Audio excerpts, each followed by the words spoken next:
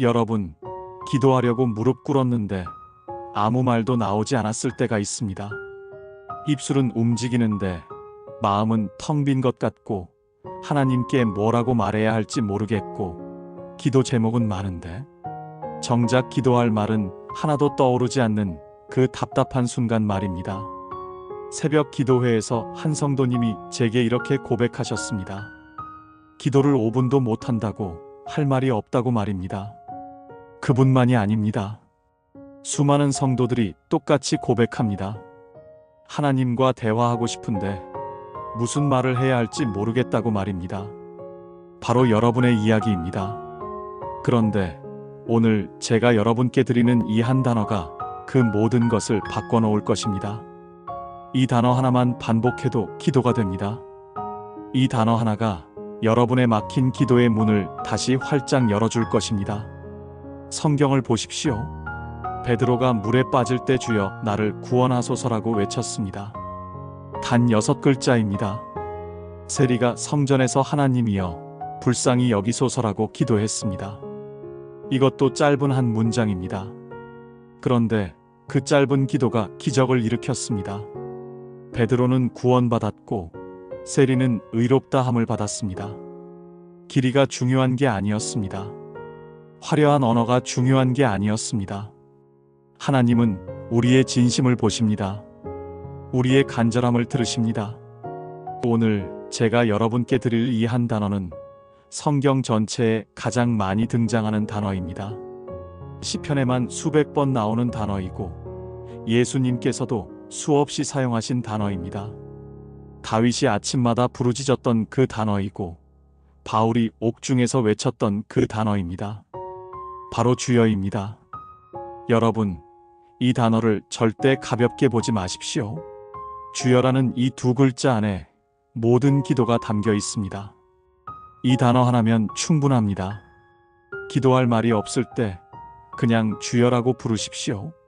아침에 눈 뜰 때 주여, 출근하면서 주여, 힘든 결정 앞에서 주여, 밤에 잠들기 전 주여.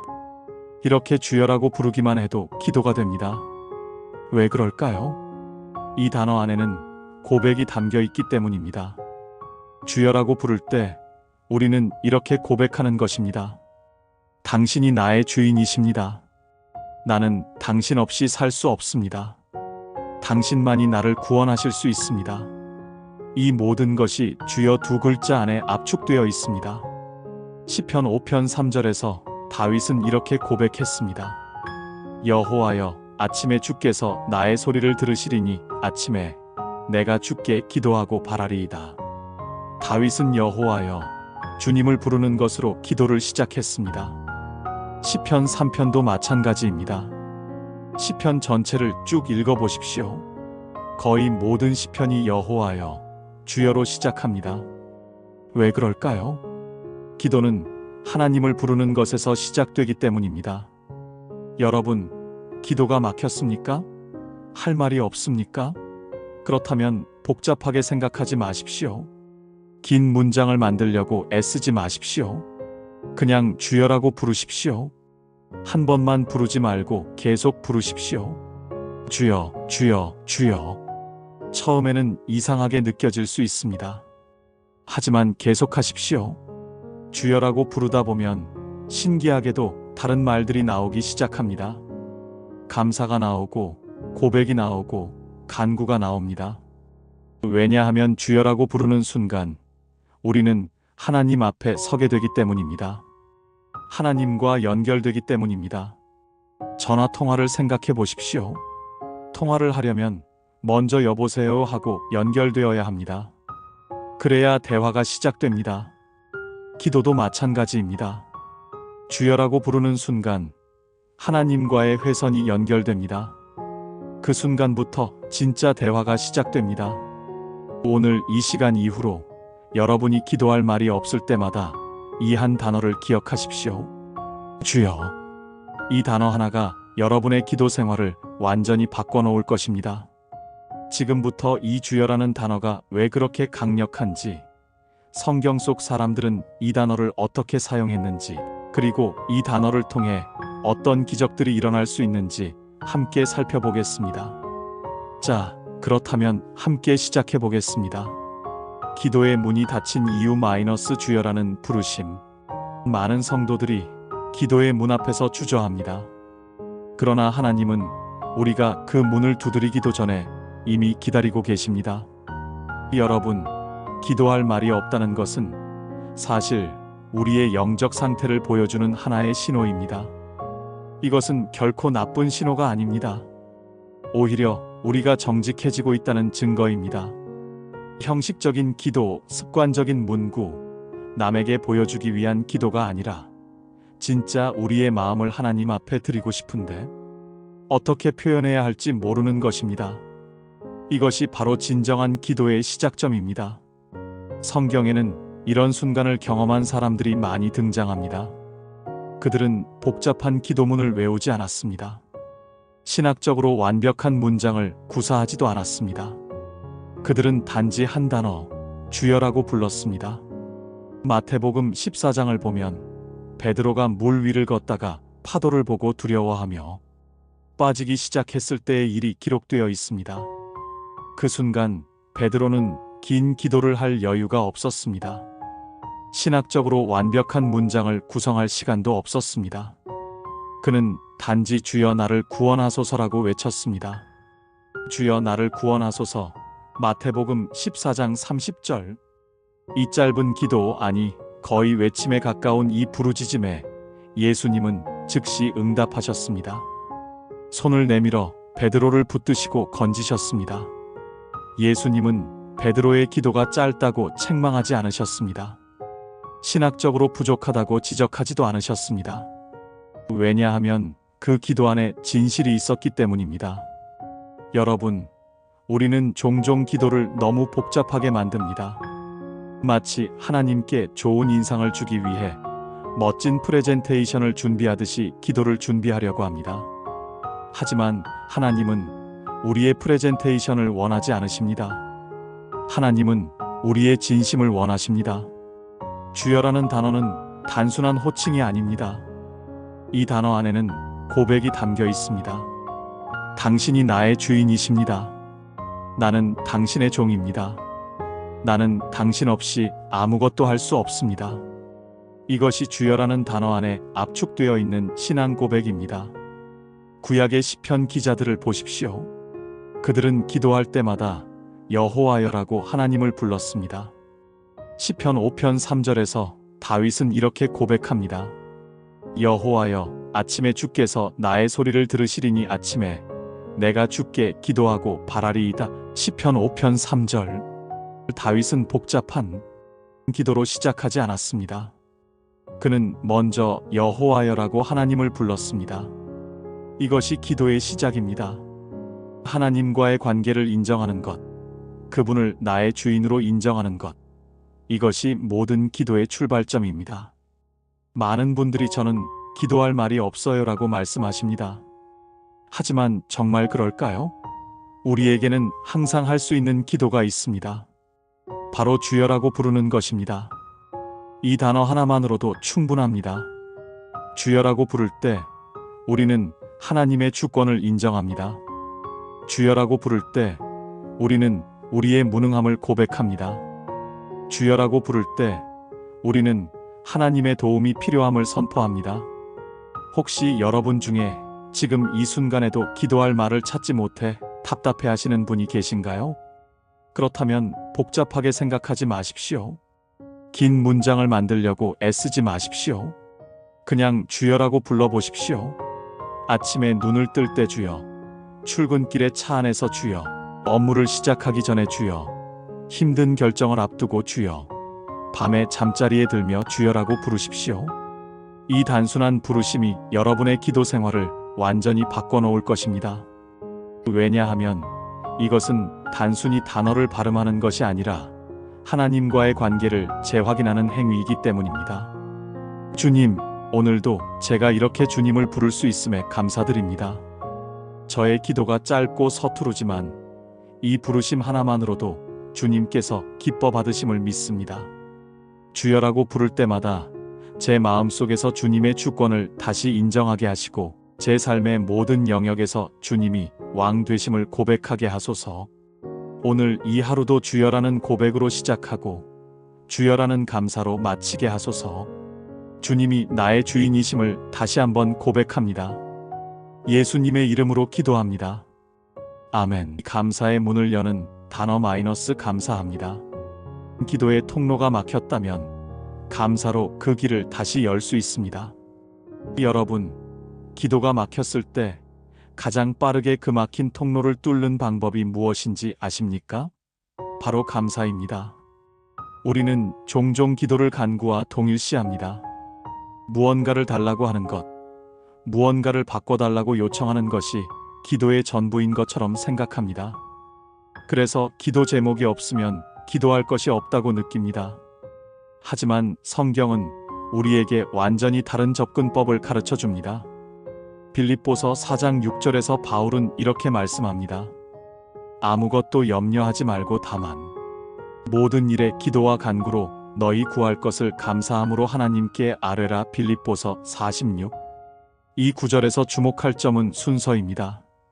바울은 구하라고 먼저 말하지 않습니다. 감사함으로라고 먼저 말합니다. 감사가 먼저이고 간구가 나중입니다. 왜 그럴까요? 감사는 우리의 시선을 바꿉니다. 우리가 가지지 못한 것에서 우리가 이미 받은 것으로, 우리의 문제에서 하나님의 은혜로, 우리의 부족함에서 하나님의 충만하심으로 우리의 시선을 옮겨 놓습니다. 기도할 말이 없다고 느껴질 때 그것은 종종 우리가 너무 많은 것을 당연하게 여기고 있기 때문입니다.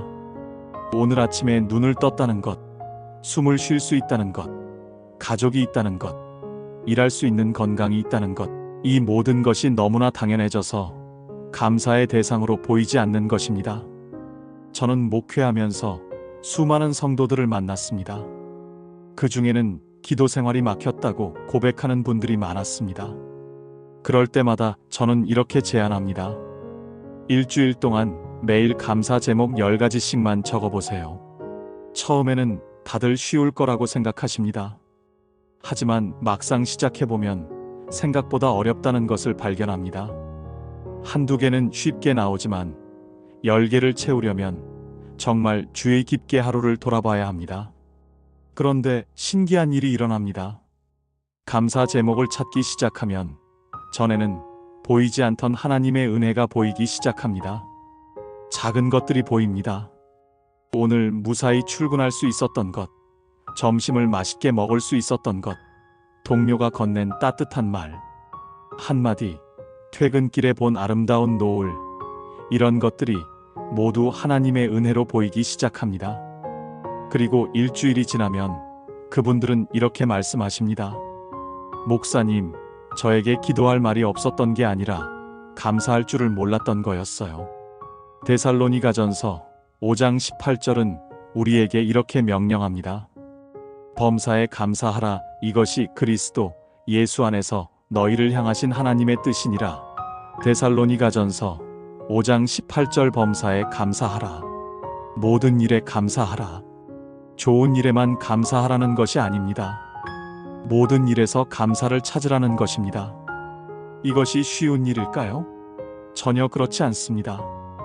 특히 어려운 상황에서, 고통스러운 순간에, 모든 것이 무너지는 것 같을 때 감사하는 것은 인간의 본성에 완전히 반대되는 행동입니다. 하지만 바로 그럴 때 감사합니다 라고 말하는 것이 우리의 믿음을 가장 강력하게 표현하는 방법입니다. 욥을 보십시오. 그는 하루아침에 모든 것을 잃었습니다. 재산, 자녀, 건강, 모든 것이 사라졌습니다. 그 절망적인 순간에 욥은 무엇을 했습니까?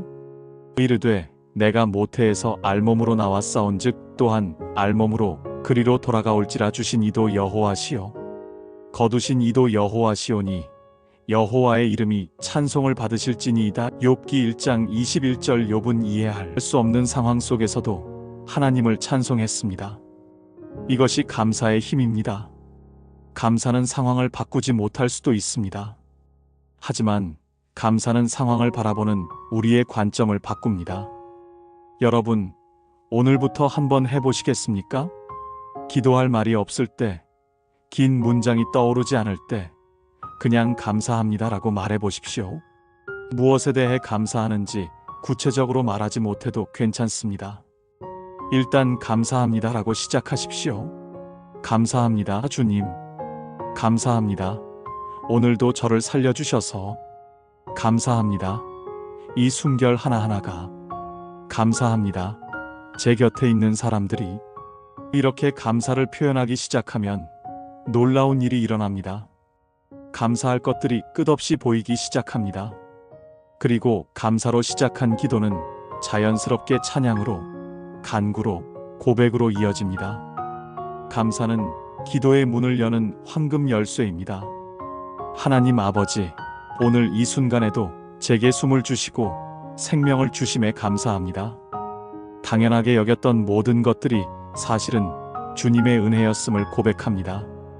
제 눈을 열어주셔서 주님의 은혜를 볼 수 있게 하시고 제 입을 열어주셔서 감사를 고백할 수 있게 하소서. 좋은 일에만 감사하는 것이 아니라 모든 일 속에서 주님의 선하신 뜻을 발견하고 진심으로 감사할 수 있는 믿음을 주소서. 오늘 하루도 감사로 시작하고 감사로 끝나는 하루가 되게 하소서. 예수님의 이름으로 감사하며 기도합니다. 아멘. 회개의 문을 여는 단어 마이너스 용서하소서. 기도의 통로를 막는 가장 큰 장애물은 회개하지 않은 죄입니다. 여러분, 혹시 기도하려고 무릎 꿇었는데 마음이 답답하고 무거웠던 경험이 있으신가요? 하나님께 다가가고 싶은데 보이지 않는 벽이 가로막고 있는 것 같은 느낌 말입니다. 많은 경우 그 벽은 우리의 죄입니다. 회개하지 않은 죄, 고백하지 않은 잘못, 용서받지 않은 과거가 우리와 하나님 사이를 가로막고 있습니다. 그것은 마치 투명한 유리벽과 같아서 하나님이 보이긴 하지만 가까이 갈 수 없게 만듭니다. 이사야 59장 1-2절은 이렇게 말씀합니다.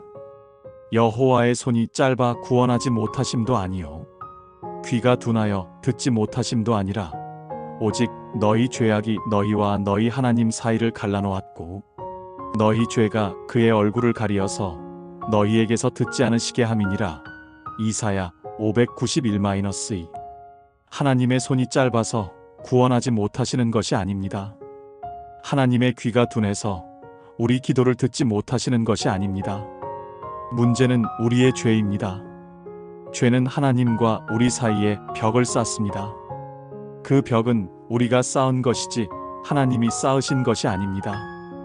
하나님은 항상 우리에게 다가오고 싶어 하십니다. 하지만 죄가 그 길을 막고 있습니다. 그렇다면 어떻게 해야 할까요? 답은 간단합니다. 용서하소서라고 말하는 것입니다. 시편 51편은 다윗의 회개의 기도입니다.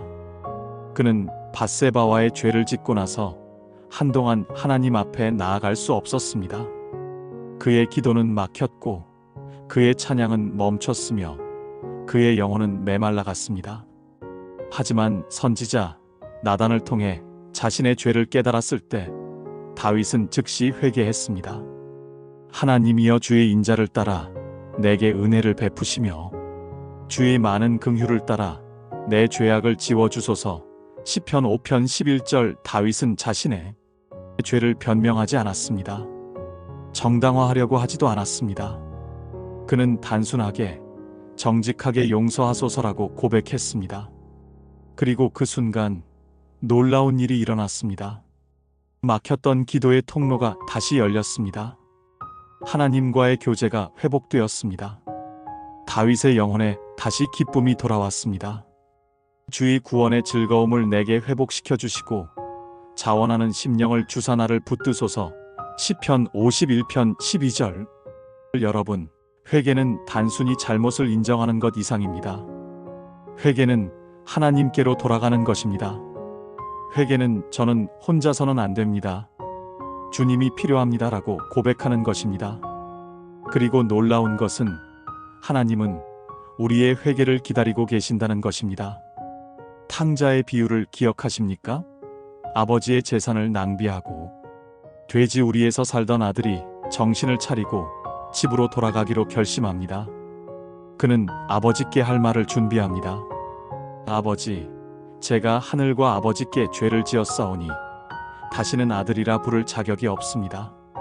하지만 아버지는 아들이 그 말을 다하기도 전에 달려가 그를 끌어안습니다. 아버지는 아들의 회개를 기다리고 있었습니다. 아니, 기다리는 것을 넘어서 찾고 계셨습니다. 우리의 하나님도 그러십니다.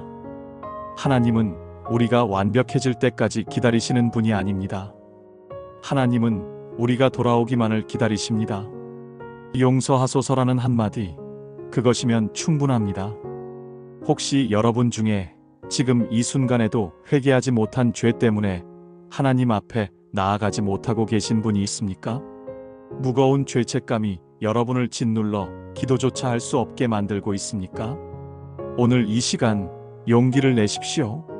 복잡하게 생각하지 마십시오. 완벽한 회개의 기도문을 준비할 필요도 없습니다.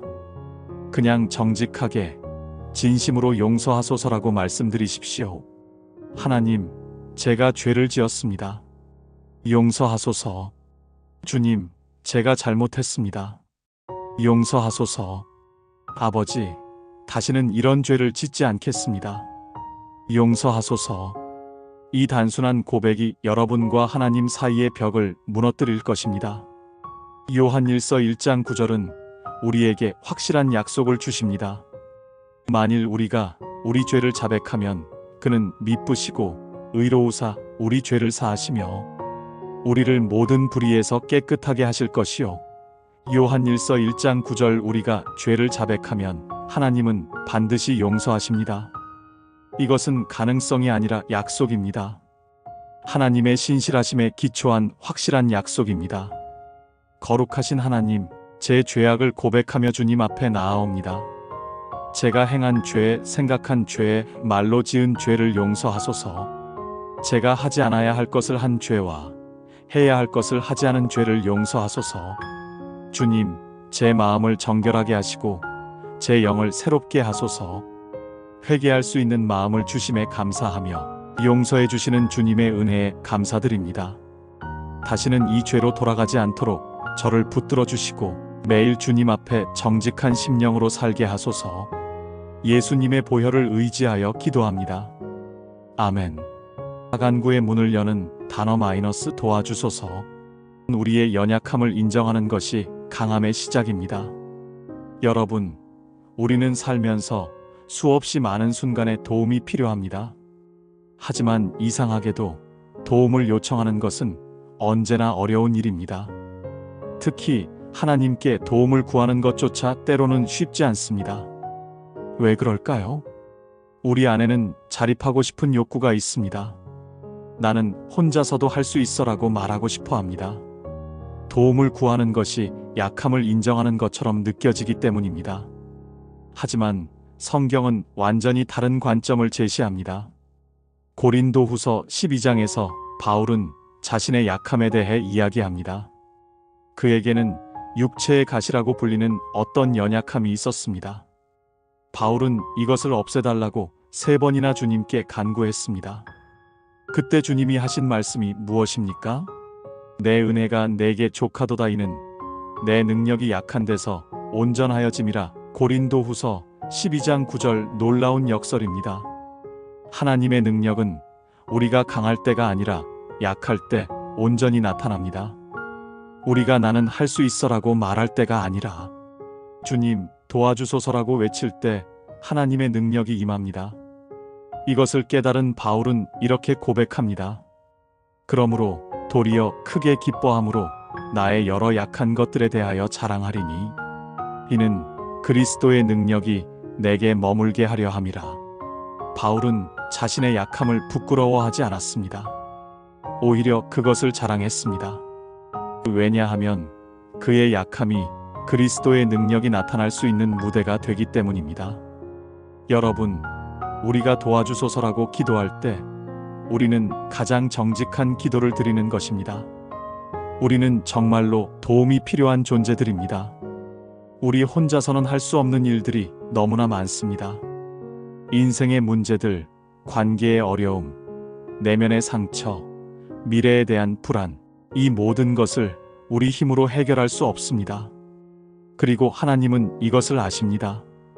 마태복음 7장 7-8절에서 예수님은 이렇게 말씀하십니다. 구하라 그리하면 너희에게 주실 것이요, 찾으라 그리하면 찾아낼 것이요, 문을 두드리라 그리하면 너희에게 열릴 것이니 구하는 이마다 받을 것이요, 찾는 이는 찾아낼 것이요, 두드리는 이에게는 열릴 것이니라. 마태복음 77-8. 구하라, 찾으라, 두드리라. 이것은 명령입니다. 하나님은 우리가 도움을 구하기를 원하십니다. 우리가 혼자 힘으로 해결하려고 애쓰는 것보다 하나님께 도움을 구하는 것을 더 기뻐하십니다. 왜냐하면 그것이 관계이기 때문입니다. 부모는 자녀가 도움을 청할 때 기쁩니다. 물론 자녀가 혼자서 문제를 해결하는 것도 대견합니다. 하지만 어려움 속에서 부모를 찾아와 엄마 도와주세요, 아빠 도와주세요라고 말할 때 부모의 마음은 움직입니다. 우리의 하나님도 마찬가지입니다. 하나님은 우리가 완벽하게 모든 것을 해내기를 기대하지 않으십니다. 하나님은 우리가 필요할 때 그분을 찾기를 원하십니다. 아버지, 도와주소서라고 부르기를 기다리십니다. 저는 목회하면서 많은 기적을 목격했습니다. 불치병이 나은 사람, 파산 직전에서 회복된 사업, 깨어진 관계가 회복된 가정, 이 모든 기적들의 시작점은 무엇이었을까요? 바로 도와주소서라는 절박한 기도였습니다. 인간의 방법이 다 막혔을 때, 더 이상 의지할 곳이 없을 때, 그때 사람들은 진심으로 하나님께 도와주소서라고 외쳤습니다. 그리고 그 절박한 외침에 하나님은 응답하셨습니다. 여러분 중에 혹시 지금 이 순간에도 어떤 어려움과 씨름하고 계신 분이 있습니까? 해결책을 찾지 못해 답답해하고 계신가요? 모든 방법을 다 써봤지만 상황이 나아지지 않습니까? 그렇다면 이제 가장 강력한 방법을 시도해 보십시오. 하나님 도와주소서. 이 단순한 기도가 여러분의 상황을 바꿔놓을 것입니다. 왜냐하면 이 기도는 우리의 능력이 아니라 하나님의 능력을 초대하는 기도이기 때문입니다. 베드로가 물에 빠질 때 주여 나를 구원하소서라고 외쳤던 것처럼 우리도 우리의 삶의 파도 속에서 주여 도와주소서라고 외칠 수 있습니다. 그리고 예수님이 베드로의 손을 잡으셨던 것처럼 하나님도 우리의 손을 붙잡아 주실 것입니다. 전능하신 하나님, 제 힘으로는 할 수 없음을 고백합니다. 주님의 도움이 필요합니다. 도와주소서. 제가 지금 처한 이 상황 속에서, 이 문제 앞에서 제 지혜와 능력이 부족함을 인정합니다. 주님, 저를 도와주소서. 제 약함이 주님의 강함을 드러내는 통로가 되게 하시고 제 무능함이 주님의 전능하심을 증거하는 기회가 되게 하소서. 오늘도 저는 주님의 도우심을 구합니다. 주님 없이는 아무것도 할 수 없는 저를 불쌍히 여기시고 주님의 능력으로 이 모든 것을 이기게 하소서. 예수님의 이름으로 간절히 기도합니다. 아멘. 찬양의 문을 여는 단어 마이너스 할렐루야. 찬양은 우리의 상황이 아니라 하나님의 본성에 기초합니다.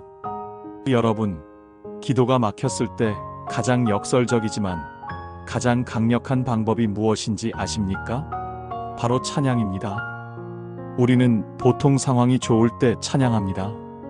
기쁜 일이 있을 때, 응답받았을 때, 축복받았을 때 할렐루야를 외칩니다. 이것은 자연스러운 반응입니다. 하지만 성경은 우리에게 더 깊은 차원의 찬양을 가르쳐 줍니다. 시편 34편 1절에서 다윗은 이렇게 선포합니다. 내가 여호와를 항상 송축함이여 그를 송축함이 내 입에 계속하리로다. 시편 34편 1절. 항상 송축한다. 계속 송축한다. 이것은 상황에 관계없는 찬양입니다. 좋을 때만 찬양하는 것이 아니라 어려울 때도, 힘들 때도, 이해되지 않을 때도 하나님을 찬양하는 것입니다. 왜 그래야 할까요? 찬양은 우리의 감정에 기초하는 것이 아니라 하나님의 본성에 기초하기 때문입니다. 하나님은 어제나 오늘이나 영원토록 동일하신 분입니다. 우리의 상황이 바뀌어도 하나님은 변하지 않으십니다. 할렐루야는 히브리어로 여호와를 찬양하라는 뜻입니다. 이 단어는 명령형입니다. 감정이 동할 때만 찬양하라는 것이 아니라 의지적으로 찬양하라는 것입니다. 사도행전 16장을 보면 놀라운 이야기가 나옵니다. 바울과 실라가 빌립보에서 복음을 전하다가 억울하게 체포되어 매를 맞고 감옥에 갇힙니다. 발에는 착고가 채워지고 몸은 상처투성이입니다. 가장 깊은 감옥 안쪽에 갇혀 있습니다. 그런데 한밤중에 그들은 무엇을 했을까요? 밤중쯤 되어 바울과 실라가 기도하고 하나님을 찬송함에 죄수들이 듣더라. 사도행전 16장 25절 그들은 찬송했습니다. 억울한 상황에서 고통스러운 순간에 미래가 불확실한 그 밤에 하나님을 찬양했습니다. 그리고 무슨 일이 일어났습니까? 지진이 일어나 감옥 문이 열렸습니다. 간수가 구원받았습니다. 바울과 실라는 석방되었습니다. 찬양이 기적을 불러왔습니다. 여러분, 찬양은 단순히 좋은 노래를 부르는 것이 아닙니다. 찬양은 영적 전쟁의 무기입니다. 찬양은 어둠을 물리치고 하나님의 임재를 초대하는 행위입니다. 역대하 20장에는 또 다른 놀라운 이야기가 있습니다. 여호사밧 왕 때 강력한 적군이 유다를 침략했습니다. 군사적으로 도저히 이길 수 없는 상황이었습니다. 여호사밧은 하나님께 기도했고 하나님은 전략을 주셨습니다. 그런데 그 전략이 무엇이었을까요? 찬양대를 군대 앞에 세우라는 것이었습니다. 백성과 의논하고 노래하는 자들을 택하여 거룩한 예복을 입히고 군대 앞에서 행하며 여호와를 찬송하여 이르기를 여호와께 감사하세 그의 인자하심이 영원하도다 하게 하였더니 역대하 20장 21절 칼이 아니라 찬양으로 전쟁에 나갔습니다. 그리고 그들이 찬양하기 시작하자 하나님이 복병을 두어 적군이 서로를 공격하게 하셨습니다. 찬양이 승리를 가져온 것입니다. 우리의 삶도 마찬가지입니다. 우리가 직면한 문제들, 우리를 괴롭히는 걱정들, 우리를 억누르는 두려움들과 싸울 때 가장 강력한 무기는 찬양입니다. 할렐루야라고 외칠 때 우리는 하나님의 주권을 선포하는 것입니다. 할렐루야라고 외칠 때 우리는 문제가 아니라 문제를 해결하실 하나님에게 초점을 맞추는 것입니다. 물론 쉽지 않습니다. 힘들 때 할렐루야라고 외치는 것은 우리의 감정에 정면으로 반대되는 행동입니다. 하지만 바로 그럴 때 할렐루야라고 외치는 것이 진정한 믿음의 고백입니다. 여러분 중에 지금 어려운 상황에 있는 분이 있습니까? 찬양할 이유를 찾을 수 없다고 느끼십니까? 그렇다면 더욱 할렐루야라고 외쳐보십시오. 상황이 좋아서가 아니라 상황을 주관하시는 하나님이 선하시기 때문에 찬양하십시오. 문제가 해결되어서가 아니라 문제보다 크신 하나님을 섬기기 때문에 찬양하십시오. 시편 150편은 이렇게 선포합니다. 할렐루야, 그의 성소에서 하나님을 찬양하며 그의 권능의 궁창에서 그를 찬양할지어다. 시편 150편 1절. 할렐루야로 시작해서 할렐루야로 끝나는 시편 150편은 우리에게 메시지를 줍니다. 우리의 호흡이 있는 한 우리는 하나님을 찬양해야 한다는 것입니다. 영광의 하나님, 오늘 제 입술로 주님을 찬양합니다. 할렐루야. 제 상황이 아니라 주님의 선하심을 보게 하시고 제 감정이 아니라 주님의 신실하심에 기초하여 찬양하게 하소서. 좋을 때나 어려울 때나 기쁠 때나 슬플 때나 항상 주님을 찬양하는 입술을 갖게 하소서. 제 찬양이 영적 전쟁의 무기가 되게 하시고 제 찬양을 통해 주님의 임재가 이 자리에 충만하게 하소서. 할렐루야. 주님만이 찬양받으시기에 합당하신 분이십니다. 오늘도 주님의 이름을 높이며 찬양합니다. 예수님의 이름으로 기도합니다. 아멘. 신뢰의 문을 여는 단어 아멘. 아멘은 단순한 기도의 끝맺음이 아니라 믿음의 선포입니다. 여러분, 우리는 기도를 끝낼 때마다 아멘이라고 말합니다. 너무나 익숙한 단어라서 그냥 습관적으로 발음하는 경우가 많습니다. 하지만 이 단어의 의미를 제대로 이해한다면 아멘은 우리의 기도 생활을 완전히 바꿔놓을 수 있습니다. 아멘은 히브리어로 진실로 그렇습니다. 확실합니다. 믿습니다라는 뜻입니다. 단순히 기도를 마친다는 표시가 아니라 제가 방금 고백한 이 모든 것을 진심으로 믿습니다라는 선언입니다. 예수님은 중요한 말씀을 하실 때 진실로 진실로라는 표현을 자주 사용하셨습니다. 이것이 바로 아멘 아멘입니다. 이 말씀은 의심의 여지 없이 확실하다는 뜻입니다. 요한복음 3장 3절에서 예수님은 이렇게 말씀하십니다. 예수께서 대답하여 이르시되 진실로 진실로 내게 이르노니 사람이 거듭나지 아니하면 하나님의 나라를 볼 수 없느니라. 요한복음 3장 3절 진실로 진실로는 아멘 아멘입니다. 예수님은 이 말씀이 절대적 진리임을 강조하고 계신 것입니다. 우리도 마찬가지입니다. 기도를 끝내며 아멘이라고 말할 때 우리는 단순히 기도를 마치는 것이 아닙니다. 우리는 제가 방금 기도한 모든 것을 진심으로 믿습니다. 하나님께서 들으셨고 응답하실 것을 믿습니다라고 선포하는 것입니다. 이것은 엄청난 믿음의 고백입니다. 마가복음 11장 24절에서 예수님은 이렇게 말씀하십니다. 그러므로 내가 너희에게 말하노니 무엇이든지 기도하고 구하는 것은 받은 줄로 믿으라. 그리하면 너희에게 그대로 되리라. 마가복음 11장 24절 받은 줄로 믿으라. 아직 눈에 보이지 않지만, 아직 손에 잡히지 않지만 이미 받은 것처럼 믿으라는 것입니다. 이것이 바로 아멘의 의미입니다. 기도하고 아멘이라고 말하는 것은 이미 이루어진 것으로 믿습니다라고 선포하는 것입니다. 저는 목회하면서 많은 기도 응답을 목격했습니다. 그 중에는 의학적으로 불가능하다고 여겨진 치유도 있었고 인간적으로 회복될 수 없을 것 같던 관계의 회복도 있었습니다. 그런 기적들의 공통점이 무엇이었는지 아십니까? 기도한 사람들이 진심으로 아멘이라고 고백했다는 것입니다. 그들은 기도만 한 것이 아니라 그 기도의 응답을 믿었습니다.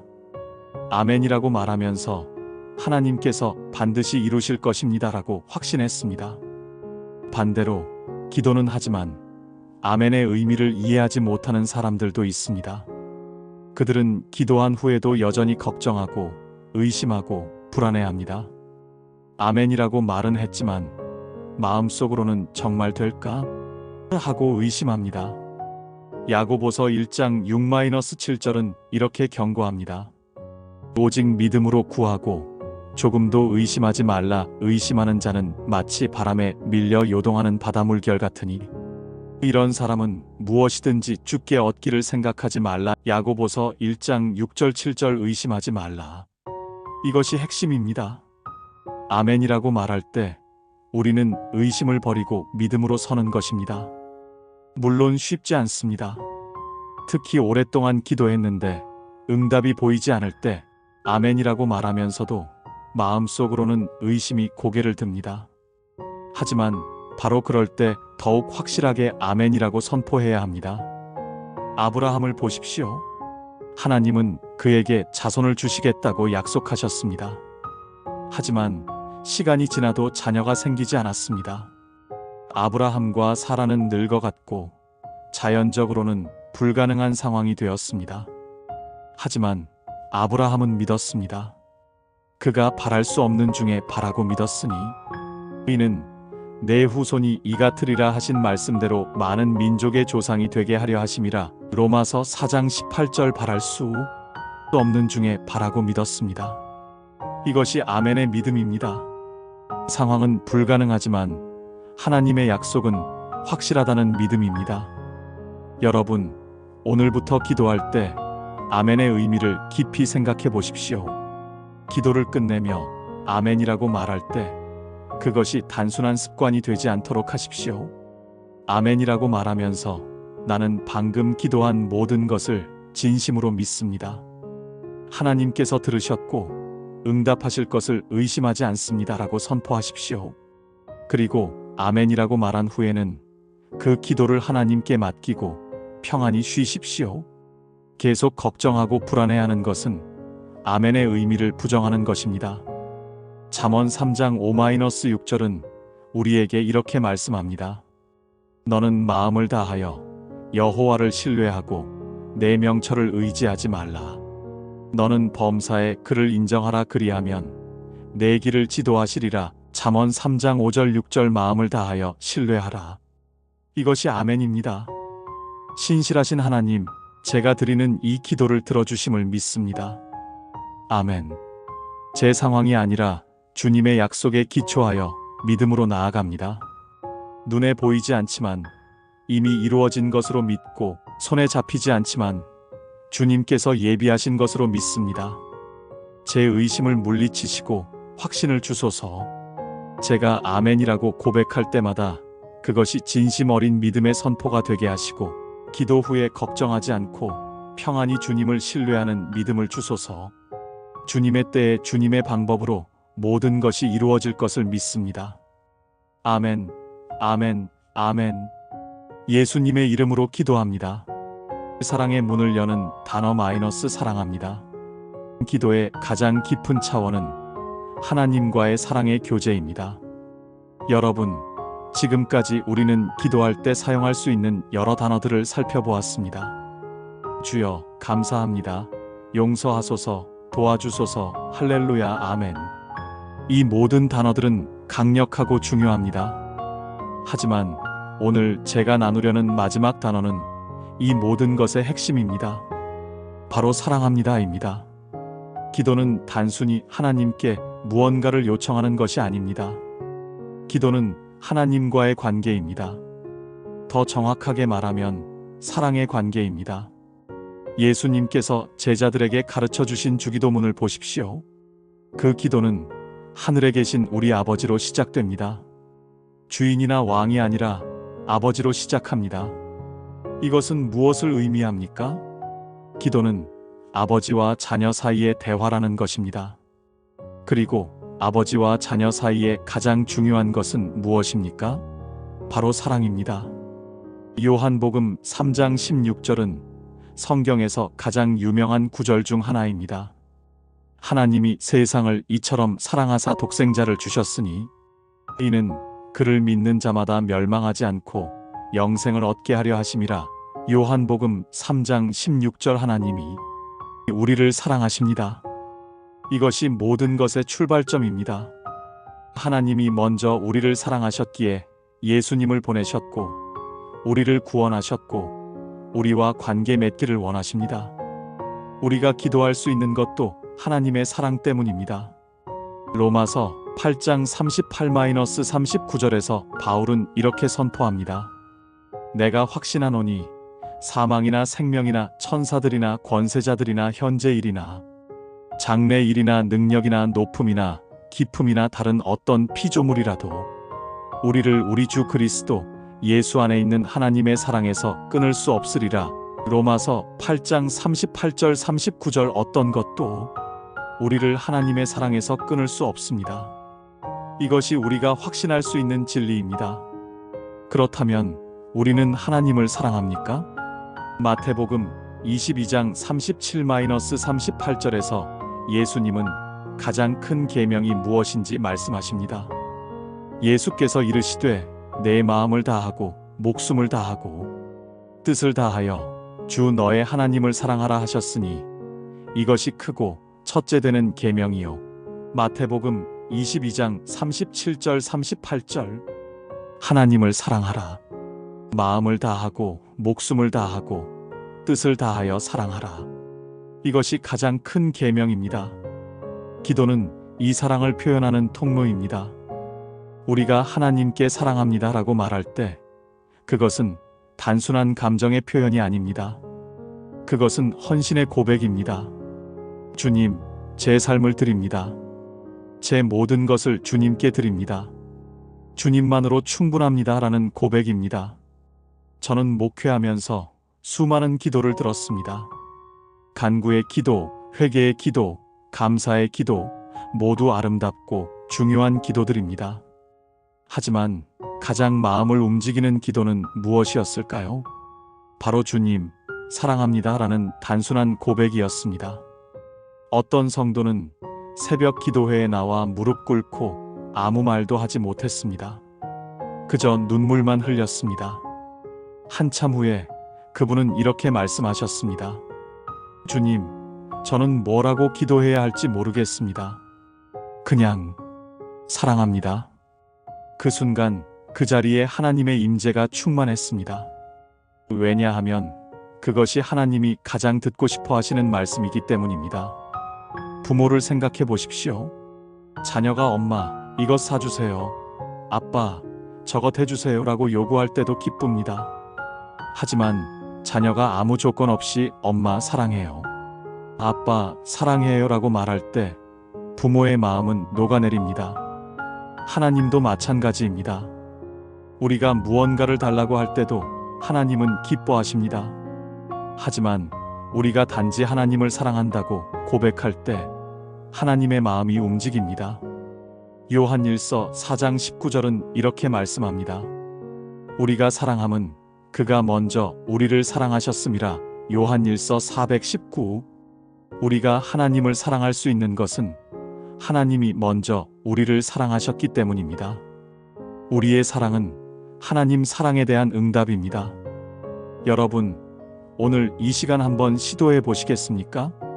기도할 때 무언가를 구하기 전에 먼저 주님, 사랑합니다 라고 말해 보십시오. 아침에 눈을 뜰 때, 잠들기 전에, 하루 중 어느 순간이든 잠시 멈추고 주님, 사랑합니다 라고 고백해 보십시오. 처음에는 어색할 수 있습니다. 우리는 하나님께 뭔가를 요청하는 것에는 익숙하지만 그저 사랑을 고백하는 것에는 익숙하지 않습니다. 하지만 계속해 보십시오. 주님, 사랑합니다 라고 고백할 때 여러분의 기도 생활이 완전히 바뀌는 것을 경험하게 될 것입니다. 기도가 더 이상 의무가 아니라 기쁨이 될 것입니다. 하나님과의 시간이 부담이 아니라 가장 행복한 순간이 될 것입니다. 왜냐하면 사랑이 모든 것을 바꾸기 때문입니다. 사랑의 하나님, 주님을 사랑합니다. 주님께서 먼저 저를 사랑하셨기에 저도 주님을 사랑할 수 있습니다. 제 마음과 목숨과 뜻을 다하여 주님을 사랑하기를 원합니다. 제 기도가 단순히 무언가를 구하는 것이 아니라 주님과의 사랑의 교제가 되게 하소서. 주님을 사랑하는 마음이 제 삶의 모든 영역에서 드러나게 하시고 주님을 사랑하는 것이 제 인생의 가장 큰 기쁨이 되게 하소서. 오늘도 이 고백을 드립니다. 주님, 사랑합니다. 주님을 진심으로 사랑합니다. 이 고백이 제 입술에서만이 아니라 제 삶 전체에서 흘러나오게 하소서. 예수님의 이름으로 사랑을 고백하며 기도합니다. 아멘. 7단어가 여는 기도의 문. 기도는 긴 문장이 아니라 진실한 마음으로 드립니다. 사랑하는 여러분, 지금까지 우리는 기도할 말이 없을 때 사용할 수 있는 7개의 단어를 살펴보았습니다. 이제 이 여정을 정리하며 이 단어들이 우리의 기도 생활을 어떻게 변화시킬 수 있는지 다시 한번 생각해 보겠습니다. 첫 번째 단어는 주여였습니다. 이 단어는 관계를 확인합니다. 하나님이 나의 주인이시고 나는 그분의 종임을 인정하는 고백입니다. 기도가 막혔을 때 그냥 주여라고 부르는 것만으로도 충분합니다. 왜냐하면 그 부르심 안에 모든 것이 담겨 있기 때문입니다. 두 번째 단어는 감사합니다였습니다. 감사는 우리의 시선을 바꿉니다. 우리가 가지지 못한 것에서 이미 받은 것으로, 문제에서 은혜로, 부족함에서 충만함으로 우리의 관점을 옮겨놓습니다. 데살로니가전서 5장 18절이 말씀하듯이 범사에 감사하는 것이 하나님의 뜻입니다. 세 번째 단어는 용서하소서였습니다. 회개는 하나님과 우리 사이의 벽을 허뭅니다. 죄가 기도의 통로를 막고 있을 때 용서하소서라는 한마디가 그 막힌 통로를 다시 열어줍니다. 요한일서 1장 9절의 약속을 기억하십시오. 우리가 죄를 자백하면 하나님은 신실하게 용서하십니다. 네 번째 단어는 도와주소서였습니다. 우리의 연약함을 인정하는 것이 오히려 강함의 시작입니다. 고린도후서 12장 9절이 말씀하듯이 하나님의 능력은 약한 데서 온전하게 나타납니다. 도와주소서라고 외칠 때 우리는 하나님의 능력을 초대하는 것입니다. 다섯 번째 단어는 할렐루야였습니다. 찬양은 영적 전쟁의 무기입니다. 상황이 좋아서가 아니라 하나님이 선하시기 때문에 찬양합니다. 사도행전 16장의 바울과 실라처럼 어둠 속에서도 할렐루야를 외칠 때 기적이 일어납니다. 여섯 번째 단어는 아멘이었습니다. 아멘은 믿음의 선포입니다. 진실로 그렇습니다. 확실히 믿습니다. 라는 고백입니다. 기도하고 아멘이라고 말할 때 우리는 이미 응답받은 것처럼 믿음으로 선포하는 것입니다. 일곱 번째 단어는 사랑합니다 였습니다. 이것은 모든 기도의 핵심입니다. 기도는 단순한 요청이 아니라 사랑의 관계입니다. 하나님이 먼저 우리를 사랑하셨고 우리는 그 사랑에 응답합니다. 사랑합니다 라는 고백이 기도를 의무가 아닌 기쁨으로 바꿔놓습니다. 여러분, 이 7개의 단어를 기억하십시오. 기도할 말이 없을 때 긴 기도문을 만들려고 애쓰지 마십시오. 이 단어들 중 하나만 진심으로 고백해도 충분합니다. 아침에 눈을 뜰 때 주여, 하루를 시작하며 감사합니다. 실수했을 때 용서하소서, 어려움에 처했을 때 도와주소서, 승리할 때 할렐루야, 기도를 마치며 아멘, 하루를 마무리하며 사랑합니다. 이렇게 간단한 단어들이지만 이 안에는 깊은 신학과 강력한 믿음이 담겨 있습니다. 세리가 성전에서 하나님이여 불쌍히 여기소서라고 한마디 기도로 의롭다함을 받았던 것을 기억하십시오. 하나님은 우리의 화려한 언어를 듣지 않으십니다. 하나님은 우리의 진실한 마음을 보십니다. 시편 51편 17절은 이렇게 말씀합니다. 하나님께서 구하시는 제사는 상한 심령이라 하나님이여 상하고 통회하는 마음을 주께서 멸시하지 아니하시리이다. 시편 51편 17절 하나님이 구하시는 것은 완벽한 기도문이 아닙니다. 상한 심령, 통회하는 마음입니다. 진실함입니다. 여러분의 기도가 짧아도 괜찮습니다. 서툴러도 괜찮습니다. 중요한 것은 진심입니다. 오늘부터 이 7단어를 여러분의 기도 생활에 적용해 보십시오. 매일 이 단어들을 하나씩 묵상하고 진심으로 고백하십시오. 그리고 한 주가 지나면 여러분은 놀라운 변화를 발견하게 될 것입니다. 막혔던 기도의 통로가 다시 열리고 형식적이었던 기도가 살아있는 대화로 변하고 무거웠던 기도 시간이 가장 기다려지는 순간이 될 것입니다. 왜냐하면 이 단어들은 단순한 말이 아니라 하나님과의 관계를 회복하고 깊게 하는 통로이기 때문입니다. 오늘부터 시작하는 새로운 기도, 기도의 여정은 오늘 이 순간부터 다시 시작됩니다. 사랑하는 여러분, 우리의 여정이 끝나가고 있습니다. 하지만 이것은 끝이 아니라 새로운 시작입니다. 오늘 여러분이 들은 이 메시지가 단순히 좋은 설교로 끝나지 않기를 바랍니다. 오늘 여러분이 배운 이 7단어가 여러분의 삶을 실제로 변화시키기를 간절히 기도합니다. 기도할 말이 없다는 것은 더 이상 변명이 될 수 없습니다. 여러분에게는 이제 7개의 강력한 단어가 있습니다. 이 단어들은 성경 전체를 관통하는 진리이며 수천 년 동안 하나님의 백성들이 사용해온 기도의 언어입니다. 주여 오늘 눈을 뜰 때 이 단어로 하나님을 부르십시오. 감사합니다. 작은 것에도 감사하는 마음을 갖추십시오. 용서하소서 죄를 즉시 고백하고 용서받으십시오. 도와주소서 연약함을 인정하고 하나님의 능력을 구하십시오. 할렐루야 어떤 상황에서도 하나님을 찬양하십시오. 아멘 믿음으로 기도를 선포하십시오. 사랑합니다. 하나님과의 사랑의 관계를 누리십시오. 여러분, 오늘 밤 잠들기 전에 이 단어들을 하나씩 고백해 보십시오. 그리고 내일 아침 눈을 뜰 때도 이 단어들로 하루를 시작해 보십시오. 한 주 동안 매일 이 단어들을 묵상하고 기도해 보십시오. 그리고 한 달 후 여러분의 기도 생활이 어떻게 변했는지 돌아보십시오. 저는 확신합니다. 이 단순한 실천이 여러분의 영적 생활을 완전히 바꿔놓을 것입니다. 기억하십시오. 하나님은 긴 기도를 원하지 않으십니다. 하나님은 진실한 마음을 원하십니다. 마태복음 6장 7-8절에서 예수님은 이렇게 말씀하셨습니다. 또 기도할 때에 이방인과 같이 중언부언하지 말라. 그들은 말을 많이 하여야 들으실 줄 생각하느니라. 그러므로 그들을 본받지 말라. 구하기 전에 너희에게 있어야 할 것을 하나님 너희 아버지께서 아시느니라. 마태복음 6장 7절 8절.